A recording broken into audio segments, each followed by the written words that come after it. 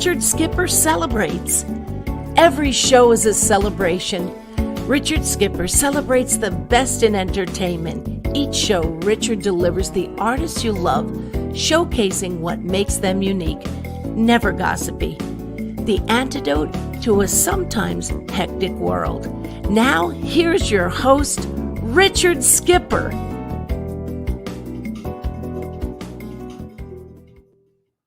Happy Monday, everyone, and welcome to Richard Skipper Celebrates. Boy, do we have a lot to celebrate this week. It's Thanksgiving week, and I am always looking for gratitude in my life, and there's so many things to be thankful for if we take the time to look for them. I'm grateful for my friend Sue Mitsuki, because Sue Mitsuki connected with our guest today, Christopher Korman. Now, Chris and I actually connected through another friend, Warren Kroom, through the magic and the technology of social media some time ago. And he had suggested that I interview Chris Korman probably about 6 or 7 months ago. And we actually chatted through technology, but we never got there. And then Sue suggested that we connect, and we somehow never got there. But we finally are going to make this happen today because he is sitting here in the wings. I am on, and our show is all about celebration.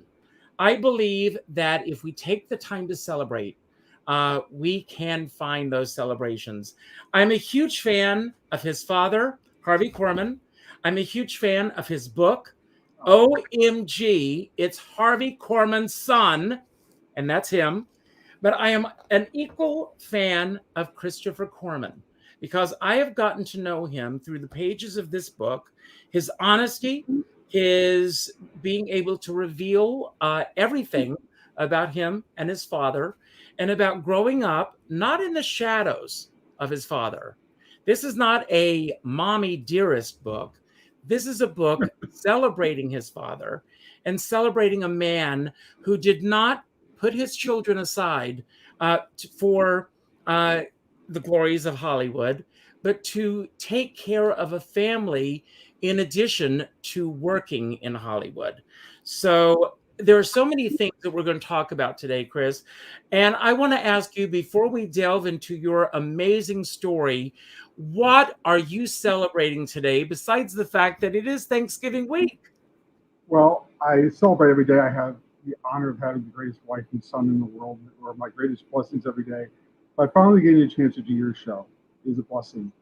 Because it's funny that I knew who you were before you knew who I was, because I'd watched your shows, because you've interviewed so many people that I've known my whole life. And it's amazing the parallel that runs in this business. You think you know everybody. Excuse me for interrupting. You know everybody. Excuse me for interrupting. Sure. If you can stay close to the microphone, okay. Step away, it's going to be a little muffled.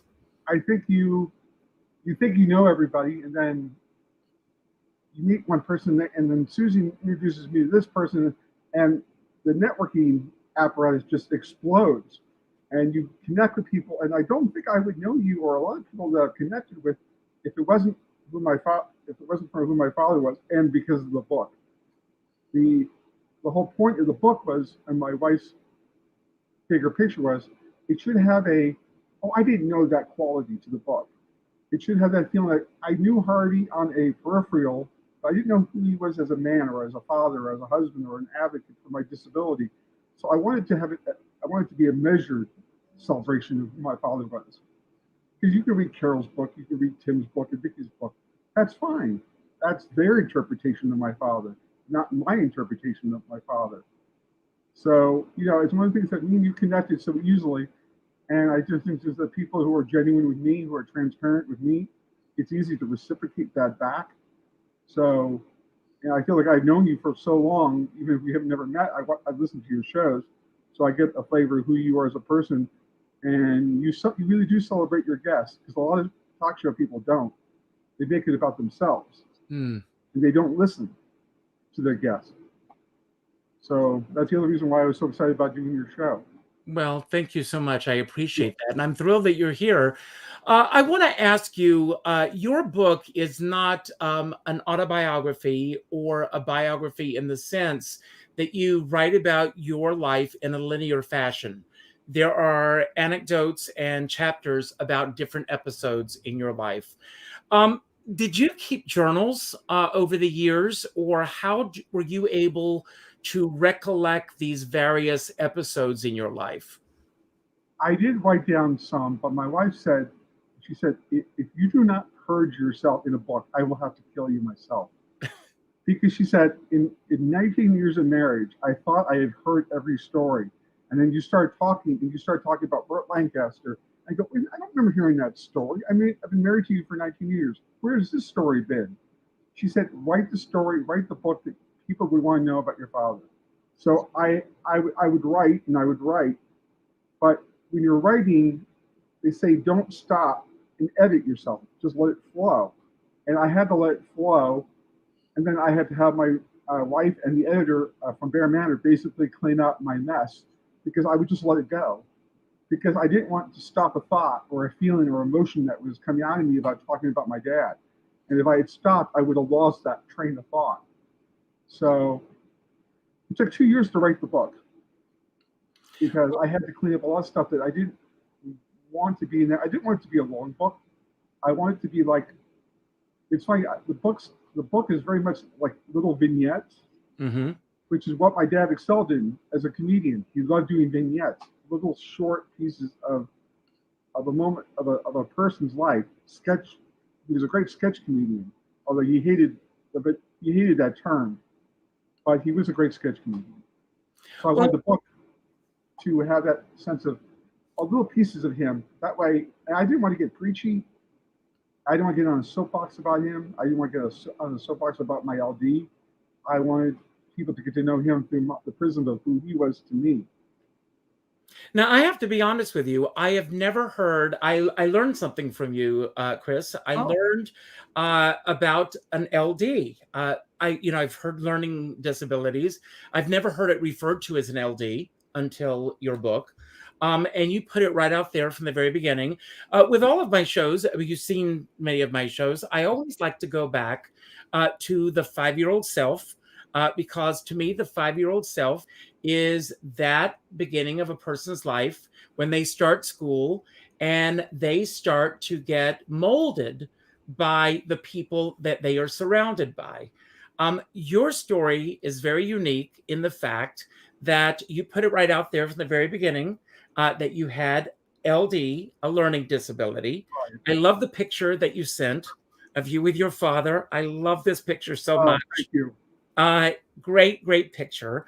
Tell everyone about your learning disability. They found out, I mean, shortly after you were born, that if you can describe what it was that you had and how soon after that that you started going to a school in which they were able to address this issue and how that was able to shape the early years of your life. Okay. Well, you're the first person that's ever actually asked me this. You do your homework. Um, the clinical diagnosis of a leg disability is the delay or the inability to retain information at a long at a scope of I could read something like a textbook and it would take me 18.5 seconds to read to comprehend what I was reading. It would take you 1.5 seconds. It would take me 18.5 seconds to read. Now, reading and comprehending are two different things. I can read something, that doesn't mean I necessarily comprehended it. The retention part of my disability was not comparative to the other children. I was going to a regular school. My mother and my father got me to a assessment service in LA, and they said your son's hand-eye coordination, gross motor skills were not comparative to the other children at the Center of Early Education, which is near CBS, near Hancock Park, which is where I grew up. And they found a school called the Marianne Frostig Center in off of La Cienega. And Marianne Frostig was a very progressive school because she's the first child, she's the first person to link perceptual disturbances with LD. She attained her ability to assess the child was let's attend to the whole child. Do not focus on the weakness of the child. Let's find their sameness qualities instead of dwelling on the negative aspects of the child. So that was progressive at that time. So I went to Frostig for about 12 years. And I was fortunate enough to become, well, it depends on who you ask, the poster child for Frostig because I had a golf tournament with my father for 22 years on their behalf. So I was in the public eye. I've been in the public eye since I was 5. I'm now 54, so that's a long time to be in public eye. Not necessarily at my choosing, but when you're going to be Harvey Korman's son and you're going to be a representation of the highest, greatest qualities that a school can provide a child, you accept that comes with it. Good or bad, I was going to be the poster child for Frostig. But I love the fact that you, as the poster child, also that your father, you started making speeches at these golf tournaments. At first, in Rancho Mirage and then Indian Wells. I love the story about you guys ending up at Indian Wells. And anybody who's been in show business, I'm seeing several of my friends here, Sherry Sano, Sumatsuki, all of us have been in situations where we end up not at the venue where it's supposed to take place, but at a place where it's not supposed to be. Yes. If you can describe, it's in the book, but you describe ending up at Indian Wells. For those of you who do not know, these are, would you call them suburbs of Yes. Springs? Palm Desert. Yeah, Palm Desert. But it's supposed to be Rancho Mirage, but they end up at Indian Wells, and this was years ago, so it wasn't completely developed at the time. So I'll let you take it from there. If you've been to the Western Mission Hills is it Bob Hope Drive? Yes. Western Mission Hills is in the back corner of the Palm Desert. And they were refurbishing the whole, Weston went completely $40 billion crazy with the Western Mission Hills. They redid the rooms, they did the whole thing. So they told my dad and the committee, you have to go to Stouffer's Esmeralda in Indian Wells. My father knew the writing on the wall from the moment he got there because we had breakfast in the parking lot, taped off like a murder scene. And I won't swear on here, but my dad and Kevin Dobson from Kojak are some colorful language. Let's just put it that way. Well, okay, I'll just say I heard language I can't repeat in front of my own child, let alone my wife. Yes. And my dad said, no, buy the book. yeah, buy the book. Yeah, please buy the book because I didn't hold back in the book. But I love the fact that he's screaming, I'm an Emmy Award-winning actor. I'm a 4-time blankety-blank Emmy Award-winning blankety-blank Golden Globe blankety. I'm like, gee, Dad, don't hold back. Yes. And Kevin Dobson's looking at him like, Harvey, get over yourself, really. I said, I shouldn't have to eat a bagel and it got blank, So he knew at that moment, I said, look, we're only gonna be here for a year. But the rooms weren't done, the dining room was barely done, and it was not a good year. The only thing that I can say that saved the weekend was that the great pitcher, Sandy Koufax, was there. And my dad, who was a great baseball lover, just went stupid right in front of Sandy Koufax. And the funny thing about artists in other fields, and you know this better than I do, everybody else wants to talk about the other person's field. They don't want to talk about theirs. So my dad's saying, oh, you got to tell me about the 65 hitter. Sandy Koufax is like, Harvey, you got to tell me about Blazing Saddles. I'm like, oh my God, it's the Mutual Admiration Society. I mean, Mary Poppins would gag on the saccharine amount of love going on between these two people. Oy vey.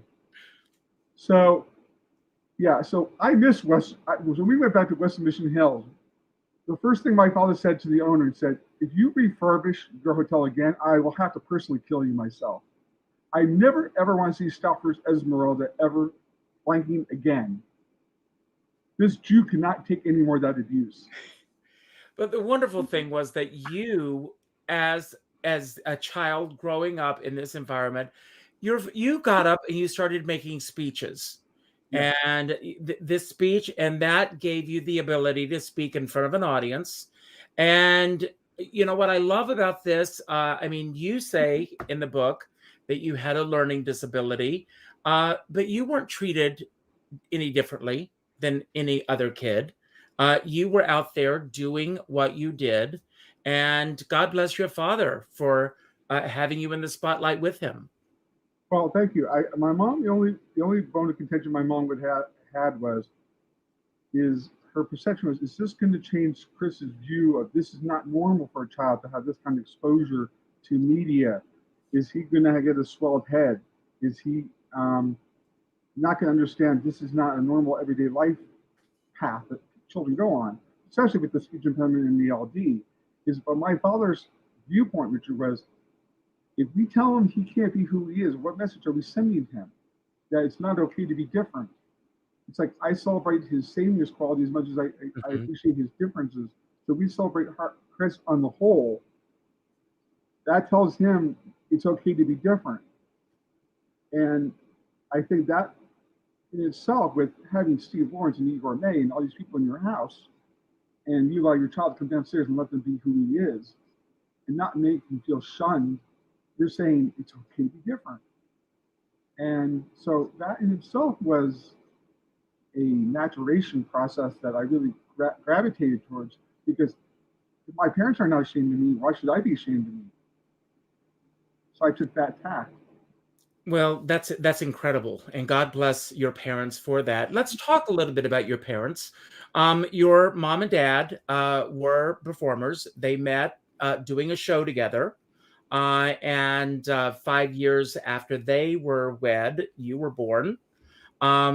And it was your mom who suggested that that they move to California so that your father could pursue a career in show business. Yeah, she's an ad model and a charm school teacher. She was actually Candace Bergen's charm school teacher. I said to mom, it didn't help. She said, very funny, haha. So yeah, she would go to work. She was a charm school teacher. She'd go to work. My dad would sit around the apartment eating bologna sandwiches, looking up the box scores of Dodger games all day, talking to the other guys in the complex who also were unemployed. And all of a sudden, Richard, my dad got a Route 66. He got a Perry Mason. He got a Skelton and a few Lucy's. And it started to build up. Remember, back then, there was only 3 channels. So if you made the round of the casting people, before you know it, he's doing Donna Reed, he's doing Gidget. All of a sudden, he's starting to get a name for himself as being a really good character actor. So he made the round. So by the time 63 came around, where Danny Kaye hit it big, that's when Harry Lafferty suggested to Danny Kaye, because he'd seen my dad on Jack Benny and Skelton. And he said, well, I think Harvey would be a great straight man for Danny, because he's taller, and my dad has a voice voice and cadence that he could play the authority figures. So that's really from 63 to 67, my dad really cut his teeth in the forum that really made him big, which is sketch comedy. Well, I mean, your father, I mean, I see, all the time I see him on the Munsters and, all these great sitcoms. And you talk about those 3 networks, but those shows still hold up to to now, and they're still on. But I want to talk about Lucille Ball, because the thing that, we all know, everyone loves Lucy. Right. But Lucille Ball, she had a roster of talent. Robert Osborne was under her wing. My dear friend Carol Cook. Carol. The best. She basically fostered Carol Cook, was her mentor. We'll talk. Carol Cook's got some great stories. I bet. Yes, about Lucille Ball. All funny stories, but told in a bawdy way that I can't share here. It's okay. I have a few myself. Yes. You're watching. But I can actually tell.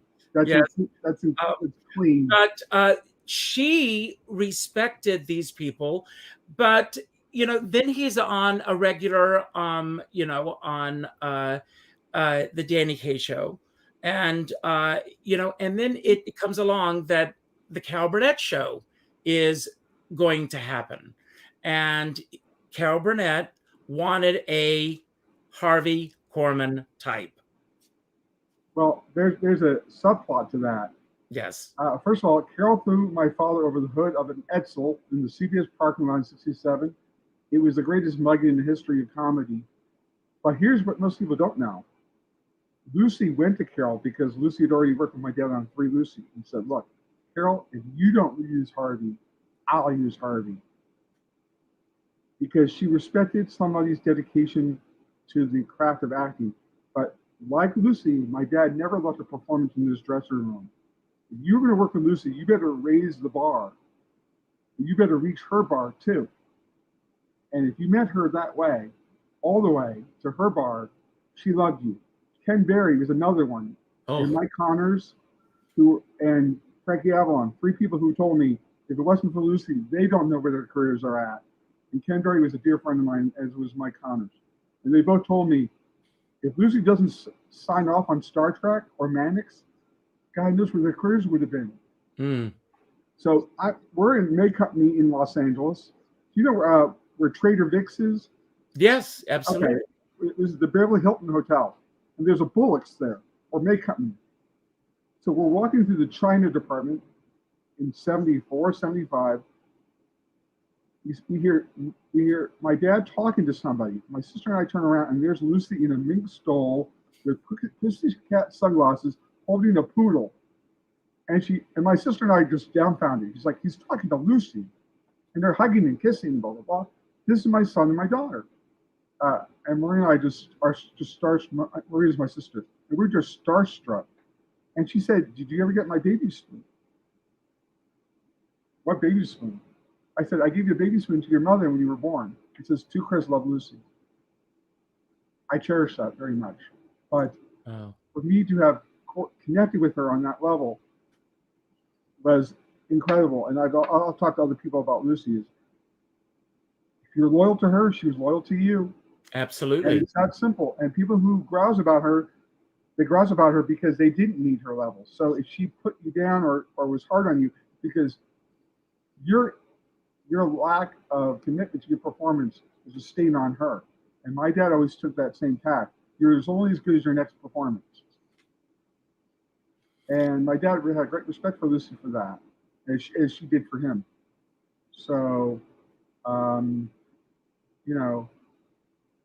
because Lucy would say, if the actress, the character, the comedy is real, and the performer believes in what you're doing, the audience will buy it.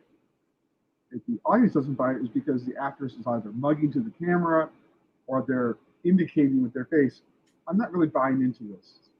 And Lucy didn't do that, neither did my father. No. Well, one of the things that I love so much, about the Carol Burnett show was the ensemble. Because for me, the thing that I love about being in this business is collaboration.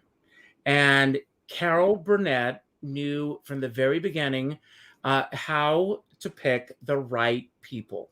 And she surrounded herself with the right people. And she was smart enough to give everyone, you look at the family sketches, for example. The role of Mama was originally written for Carol Burnett, because she felt that it would be better suited for Vicki Lawrence.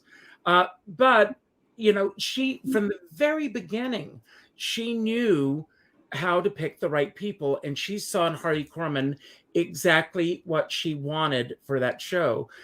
I want to ask you if you have any recollection, and of course you grew up with your father in the business. Right. If you have any recollection of the first time that you know of your father being a show business father. I know that you've got the chapter in your book about the chicken, about seeing your father on stage as the chicken, which is very funny. But what it was like for you, knowing that your father was not working in a profession like most dads? I think the that fine line between celebrity and father. We're at Magic Mountain, and my dad does have a distinct voice. Let's not kid ourselves. No one's going to mistake my father from anybody else. And he has a distinct look. He has a distinct sound voice. So we came off a ride, and he's wearing a Dodger cap, and he's got a beard, and he thinks he's going to play. I'm going to do a voice, and I'm going to make people think I'm Harry Faltermeyer from Chicago, and I'm a shoe salesman. No one's buying it, Dad. Not with that nose. You and Carl Reiner and Carl Malden have it really bad. You're not faking anybody with those noses. And it got to the point where it was like they recognized him. We want to go out to the next ride, and they're signing autographs with him. And I'm thinking, he's just father to me. That's the irony. He's just a father to me. When he died, and everybody wanted to pour sympathies upon me when he died in 2008, was I'm having to share him with the whole world. I don't get the luxury of mourning him in my own time. I had to share him with everybody who loved him. Mm-hmm. So those are times, Richard, where you go, do I kind of resent being his son? There are pluses and minuses being his son. I like to think the good ones outweigh the bad ones. But is the expectation, are you like your father? Do you have the money and the time to give away to people? No, I'm married and I have a child too. I can't give away the store. There's a fine line between being magnanimous and giving away opportunities to provide for your family. And I have to walk that line daily. I don't mind doing a favor for somebody by just making a phone call. That's okay. But don't ask me to give away 6 or 7 months of my time unless you're going to compensate me for it. So I have to walk that line. And so those are the things that I have at times resented because I just can't be Chris Korman some days. I can try to be Patricia Korman's husband most days, Scott Korman's father, but then there's that time where I have to be Harvey Korman's son and network for my book. And is that why you came up with the title of the book? I think, yeah, because I think the book title should have reflected the response I usually got, like, oh my God, you're Harvey Korman's son. Like, they don't expect me to be as accessible as they think I would. And I'm like, why wouldn't I be? Because they think, well, you'll keep everything to yourself. You'll keep your riches and your stories to yourself. I wrote the book to reach out to people who don't normally know that somebody like me is out there. And through the prism of my LD, is I can humanize my father in a way that seemed more measured than just telling stories about, look who I know, which is boring because everybody writes those books, Richard. And it gets soapboxish. I don't want to start lecturing people, look who I know, what I know, who I know, because that becomes old hat. So I want the title to say, oh my God, you're Harvey Korman's son. Like, wow, you're out there. So. Well, I mean, the book is, as I said in my introduction, it's a celebration of your father. But you also just mentioned something, that's very interesting. And I think so many people do that have celebrity fathers and mothers. When they do pass away, you do have to share that with the world. And it's sometimes hard to have that moment of private mourning. And it must be a very difficult thing to go through when you're in the public spotlight so much. I want to also ask you, with your father, the Cal Burnett show for 11 seasons was #1, and your father continued to work beyond the Cal Burnett show. He also went on to direct Mama's Family and other things beyond that. But he didn't have that steady work of having his nose against the grindstone as he did like that for 11 years. How did his life change after the Cal Burnett show? It gave him the luxury of saying yes or no to things that he might not have had. You have to remember, from Danny Kaye, 63. So he went from 63 to 77 working. He went 14 years with steady work. Very few people can say that. That's why maybe Larry Hagman. He said, look, my mom and dad were divorced. So 77, he did High Anxiety and did the pilot for the first Love Boat. The ironic thing is when he left Burnett show, he went off and did his own show called the Harvey Korman Show, which is a sitcom about this out-of-work actor who becomes a teacher and teaches and shares his craft with other people. But seems a bit ironic because my father never claimed to be, he would never see himself or view himself as a mentor, but he was. The ironic thing is that Christine Lottie played his daughter, and her boyfriend was played by Barry Van Dyke, whose father, Dick Van Dyke, was replacing my father on the Burnett show at the same time. The irony of that is that Love Boat knocked off the Burnett show. Now, people say, well, why is that funny, Chris? Because my dad was the first choice for Meryl Stubing before Gavin MacLeod. A lot of people don't know that. That's very No, and it's actually on his Hall of Fame induction interview. He talks about that. Aaron Spelling and Douglas Kramer pulled him in before he went off to do his own show. And he threw out the idea, and he'd just come off 14 years of working. And he said, honestly, Aaron, no offense, but I really don't want to dance with Ethel Merman in a muumuu for 2 hours a day. I don't want to spend 4 hours with Bernie Coppell unless I have to. And Bernie and my dad were best friends. My dad didn't like doing 14-hour days. Second of all, he said comedy should not be done on one camera. Comedy is an immediacy genre. You need to hear the immediate response from the audience. One camera, they're having to hold for a beat of how long a laugh should last.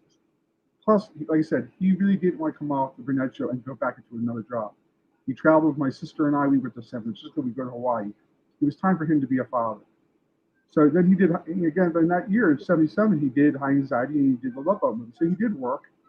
And then he had some lulls at times where he didn't want to work. And then sometimes his choices in movies, lack of a better word, choices, where he had to keep up his union dues. And he chose things that scratch your head and go, you passed on that to do that? Oh, God, you really are no offense, but you really are a putt sometimes. Well, I mean, all of us in this business, we make choices. I mean, I always think, the road less traveled or the road most traveled or choices. I always think of It's a Wonderful Life and the choices that we make going through life. Looking back over your father's life and career, what do you think were some of the biggest disappointments career-wise that your father went through? And how did your father get through those moments emotionally? Well, he passed up on the German sergeant in Young Frankenstein that Kenneth Mars actually taught, and he passed on the father in Analyze This that Bill Macy ended up playing. But my dad at the time was touring with him, so he couldn't logistically do both. I think he regrets passing on Young Frankenstein because how big it was. But I don't think he had I think, I'll tell you the career arc of the idea of what his resentment was, Richard, was that he got pigeonholed as a sketch comedian because he went to Goodman Theater, he studied with Uta Hagen to become an actor, not a comedian doing comedy. He said, I have to be able to do pathos. I got to be able to do drama and comedy. If I'm going to do sketch comedy, fine, but I don't want to be defined as a sketch comedian. I want to be defined as an artist who can do it all, which is what he did. But because of the networks, three networks at the time, one casting director gets a thought in his head, oh, Harvey could just do this. Harvey could just do that. And you become a victim of your own success. It's like John Ritter. It's like you get stereotyped in doing one genre, and it comes back to bite you because he always, when he went into the business, he did a production of Othello in Santa Monica, and Betty Davis and Charles Lawton came backstage and said, "You're going to be the next Olivier." And that was my dad's idol. And my dad said, "Look, when I went out to L.A., Chris, in '60, they were looking for a blonde Adonis, and all I could give them was an aging, balding Jew." But it was true. You get pigeonholed. And he wanted to be the next Olivier. He wanted to do dramatic roles. And I've said this to a few people, and they think I'm joking, but see, my dad could do what Jimmy Stewart could do. But could Jimmy Stewart do a sketch comedy? Could De Niro and Pacino do what my father did? I mean, there's a story about Paul Newman visiting the Burnett show when his wife Joanne Woodward did the Unis sketch playing Mark, who was his best friend. Most people don't know this, Richard. Paul is in the booth with the director and the producer. He is sweating profusely. And Dave Powers and Joe, Carol's husband, looked at him and said, Paul, what are you sweating? He said, I can't believe you guys do live television every week. I could never do this. They're looking at him like, but you're Paul Newman. You can do everything. That's a fallacy. We assume everybody can do everything in this business. That's not true. Because he said, well, wait a minute, you do 2 shows a night? We do a dress and we do an air. And Paul said, Joe, you're kidding me, right? I said, no. I mean, Joanne has to do another one? He said, yeah, we do 2 shows a night. Paul said, I don't know how you guys do this. I mean, when he became good friends with Cary Grant and Anthony Hopkins at the end of his career, that blew his mind. Anthony Hopkins knew who my father was. Cary Grant knew who my father was. His idols grew up on the screen. Those gods of his knew who he was. And he always says, I'm just this little pisher from Chicago doing a sketch comedy. How would these people know why? But Burt Lancaster has breakfast with me. It's in the book, so I won't go over it again. But it blew his mind. I know. Richard, my father never really put much stock or value to what he did. He didn't translate it as the idea of a scientist or a person in medicine. What is your? You say in the book, I mean, one of his quotes is that, he got the job because he did a little cross-dressing every other week, on the show. I'm Right. paraphrasing a little bit, Right. but, it's just amazing because of his body of worth, as I like to refer to it. But I want to get back to you. Writing this book, what is the one thing that you learned about yourself from writing this book? You're the first person who's ever asked me that. To be patient with the scope of the book, not to push a story if it didn't fit. Don't put something in there just to make myself look great. Weave each story so how it connects to the bigger, broader thing is father, husband, advocate, father, advocate. And it went back and forth. So we had to weave.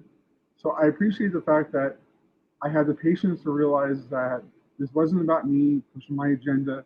This was about me celebrating my father. And through the spectrum of celebrating him, people got to know me through the spectrum of who my father was to me.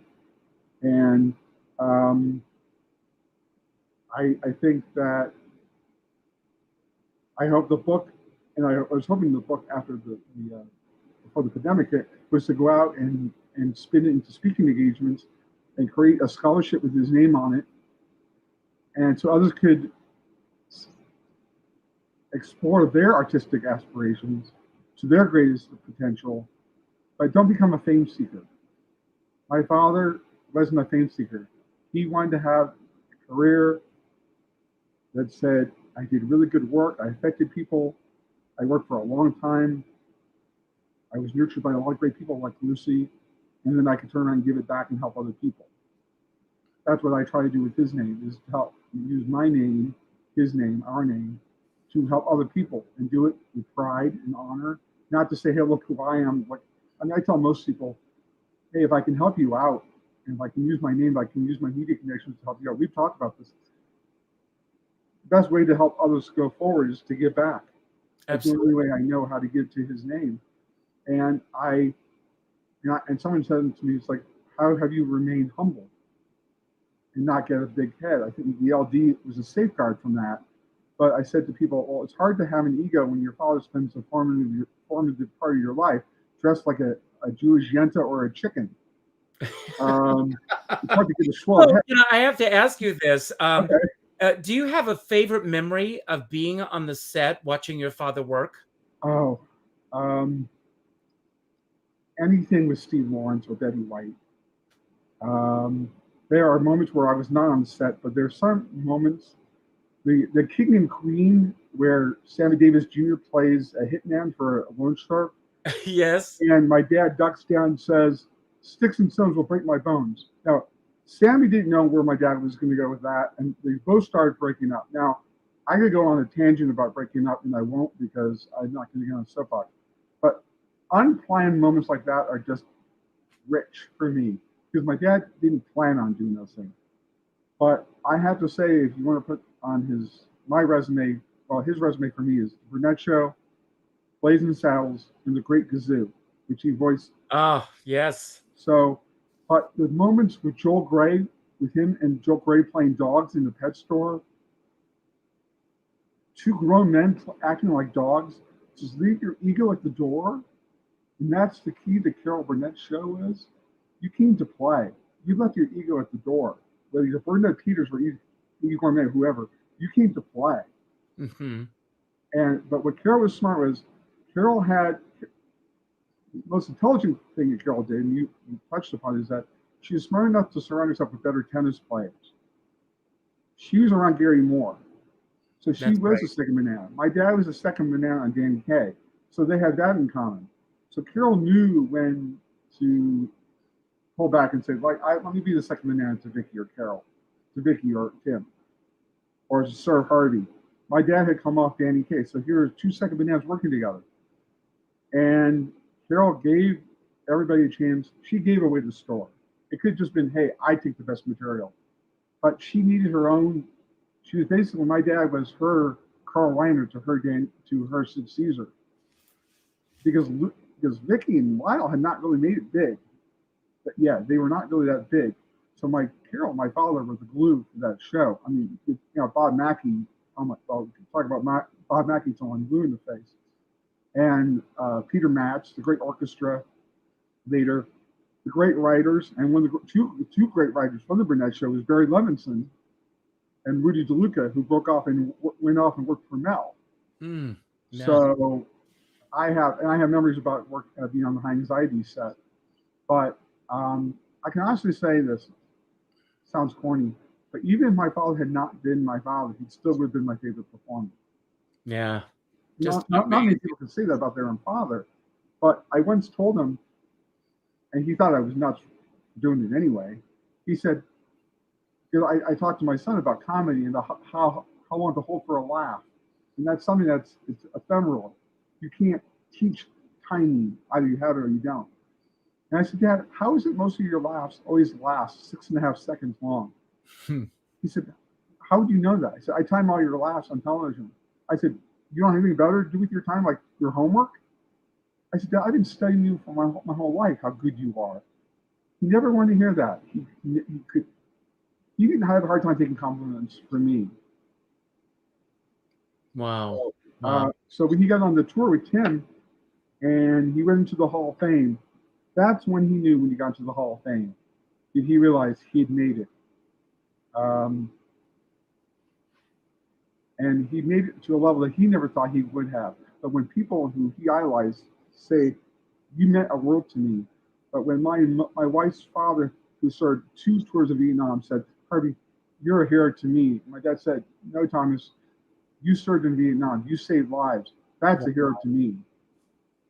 So my father could really never measure or value the idea of what he did mattered.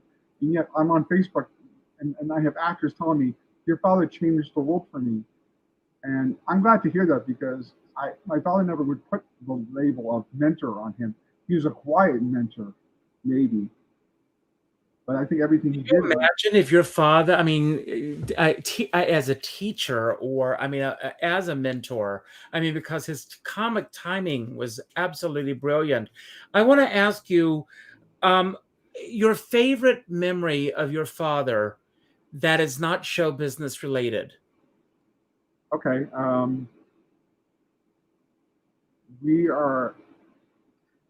We're at school for a teacher parent conference, and they have these rooms where these viewing rooms, and he would come for a board meeting at Frostig off of La Cienega, and I didn't know these viewing rooms were open all day. So one day I came in from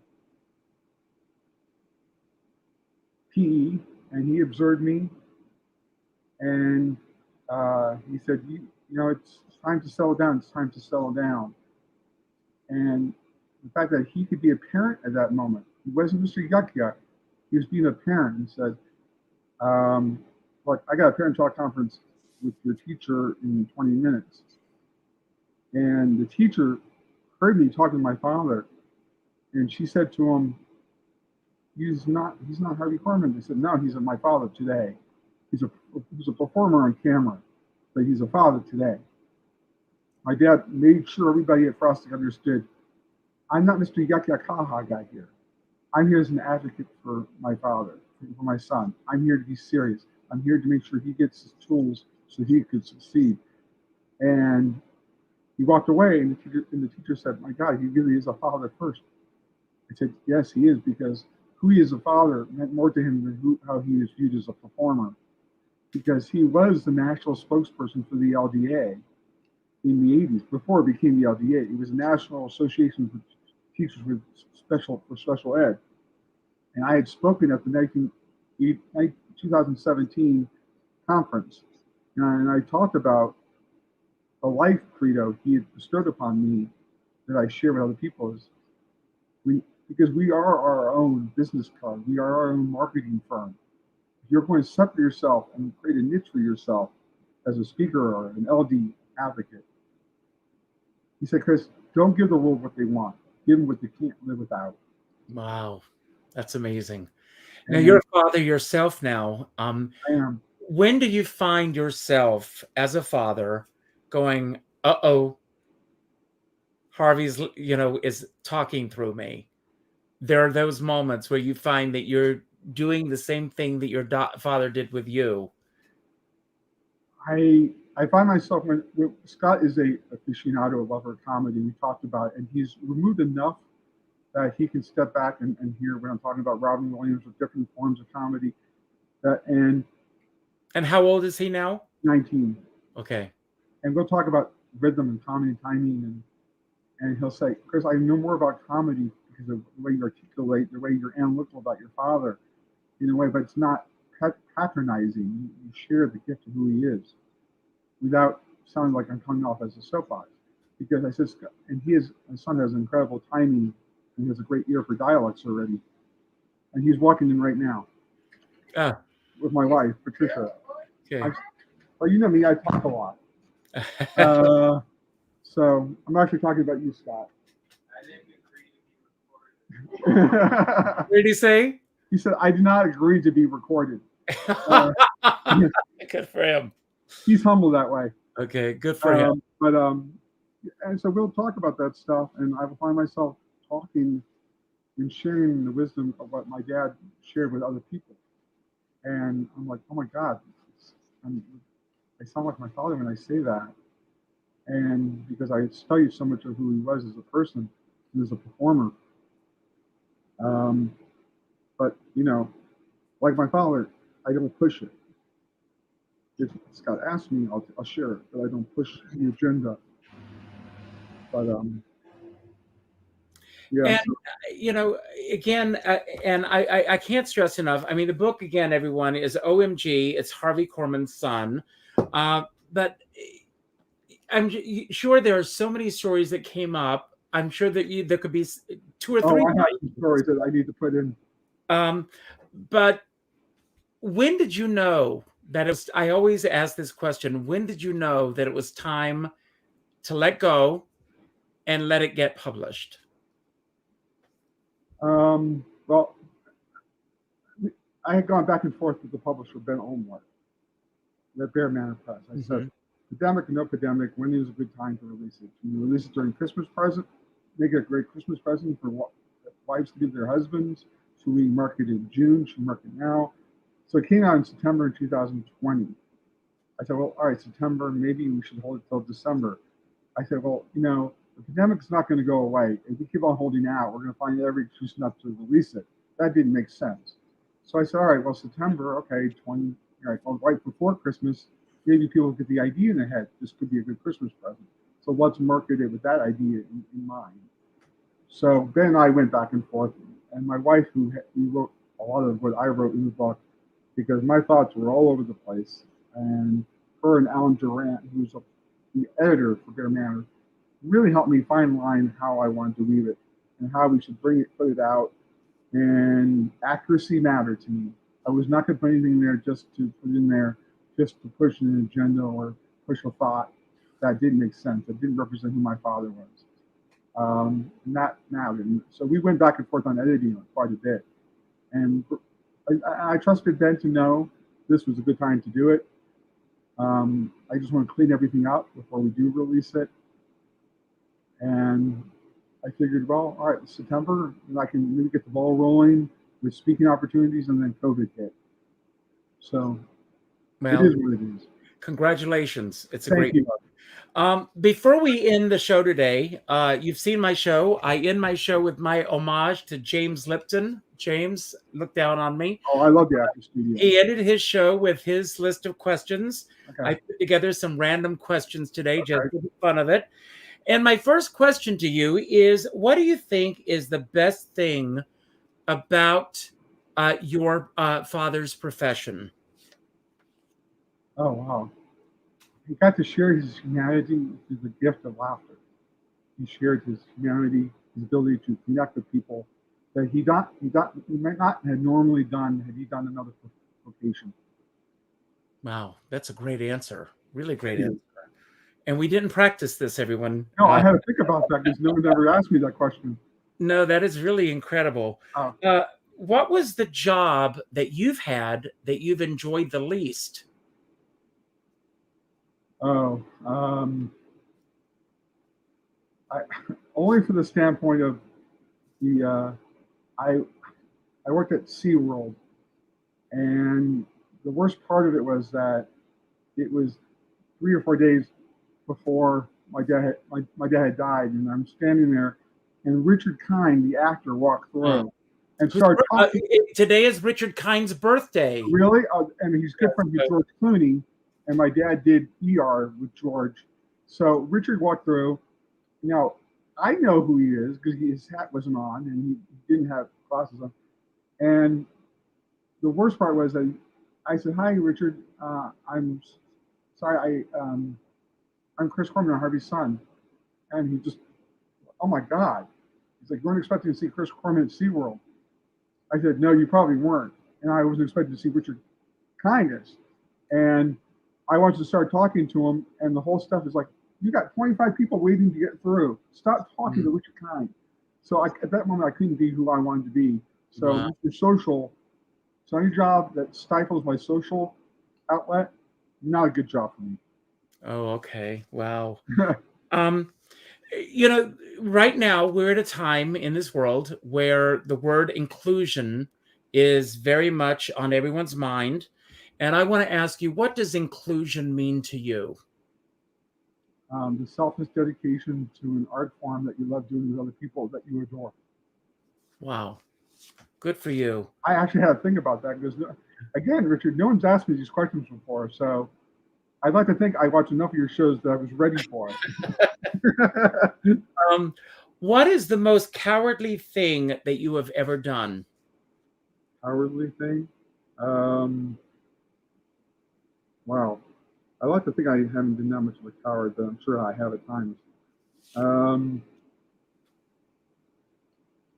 Well, in the scope of things, it probably doesn't matter to many people, but at most roles I did in high school or college, I always took the second lead, not the lead. And everybody said, "Well, why do you take the lead?" I said, "Because if you're the lead, you have to be in every scene, and eventually I got to go to the bathroom." So playing the lead does not benefit my genital area issues. Oh, good for you. That's great. Who is the person that you have known in your lifetime who has the freest spirit? Besides my wife, probably that's why I married her, because she is my best friend. I'd like to think my son too.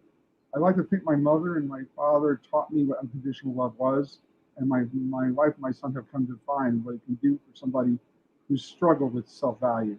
Myself, there are times I've questioned what my value is until I get to be around my wife and my son, and they remind me what my value is. Wow. What is the hardest thing to forgive in your profession? Oh, I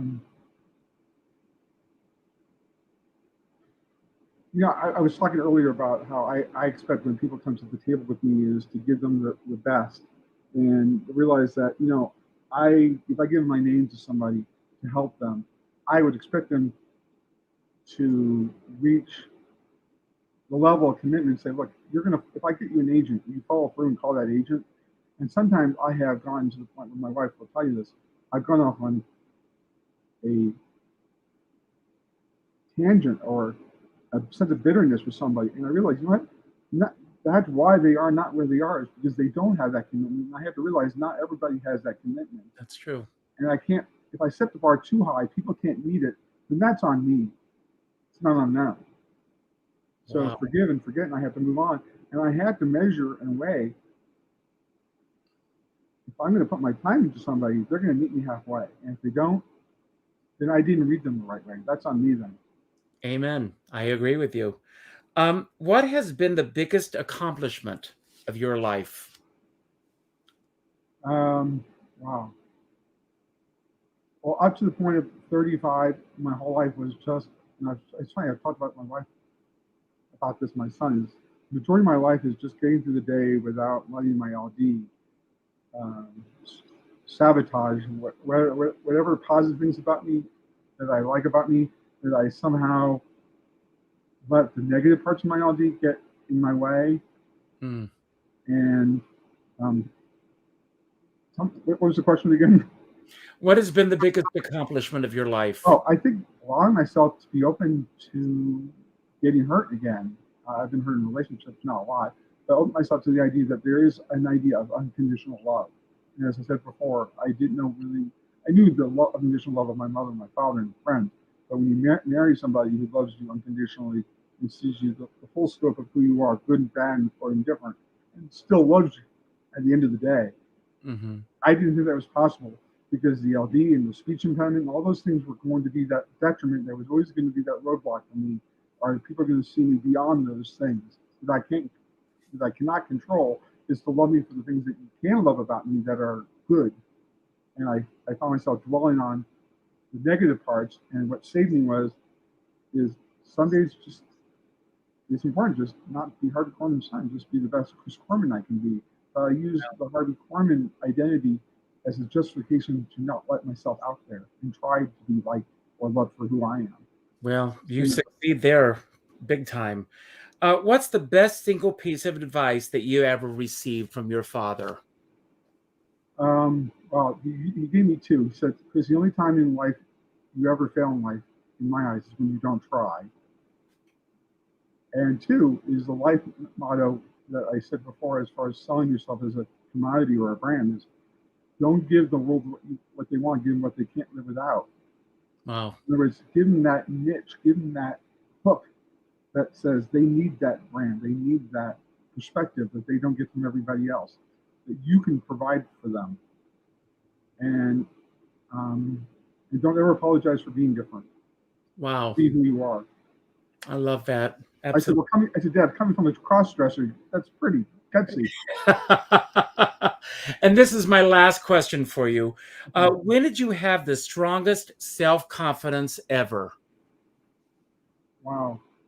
Well, I met my wife in Maryland. We were on a blind date. We met online through this thing called matchdoctor.com.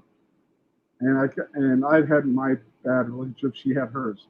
And I kept on saying, should I go on this? Should I not go on this? I said, what's the worst that's going to happen? We just end up being just good friends. So we met at a Pizzeria Uno in Maryland. And I'm trying to, and women have this moment of vanity. Should I wear pearls? Should I wear this? I'm sitting there in my closet thinking, what the hell am I going to wear?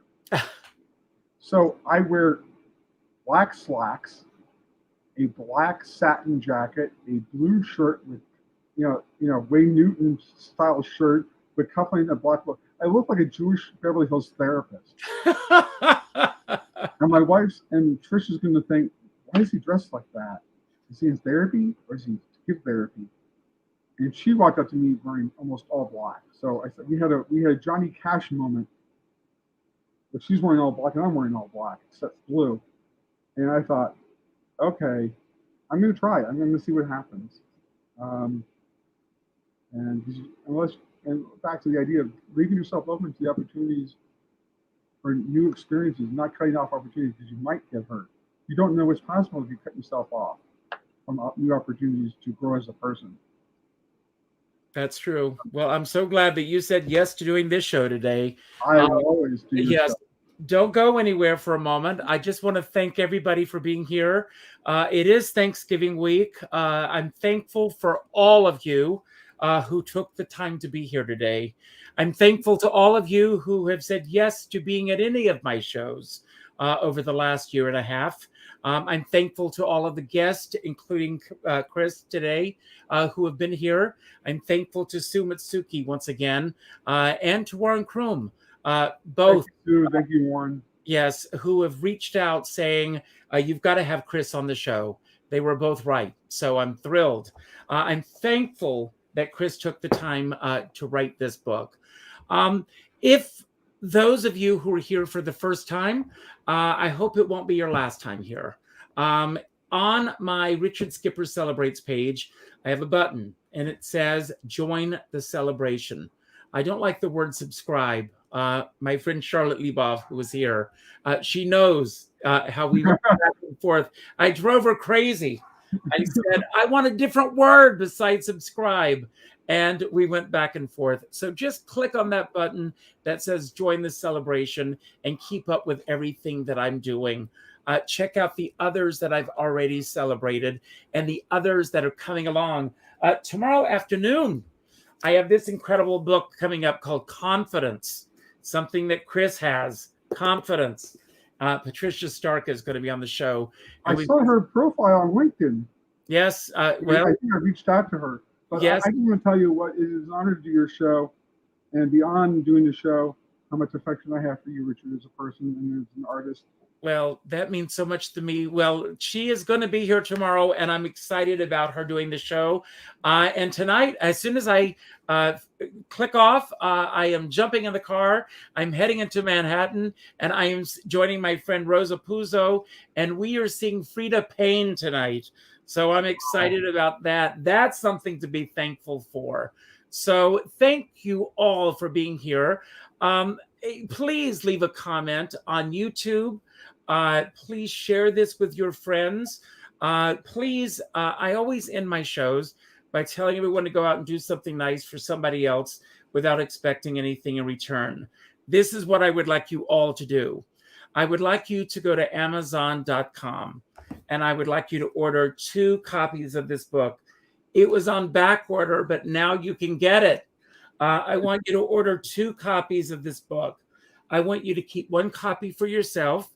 And then I want you to go to the 4th name that pops up on Facebook. And I want you to send a copy to the 4th friend and let them know what they mean to you. And then reach out with a phone call, not an email message, not a text message, not a private inbox message, a phone call. And let them know what they mean to you. Because as my dear friend David Friedman says, who's going to be here also in a few weeks, we're all in this together, but we're not in the same boat. And I always say, if you're going to be out in a boat, make sure you bring a skipper along. Now, Chris, I'm going to leave the screen and I'm going to give you the final word. Anything that you want to say about anything that we talked about today that you want to build upon, anything that we didn't talk about that you wish we had, or just any message that you want to put out to anyone who's watching. I'm thankful for your dad. I'm thankful for Lucille Ball, who talked your mom into putting your dad on her on the Carol Burnett show. And everyone, read this book. It's so much fun.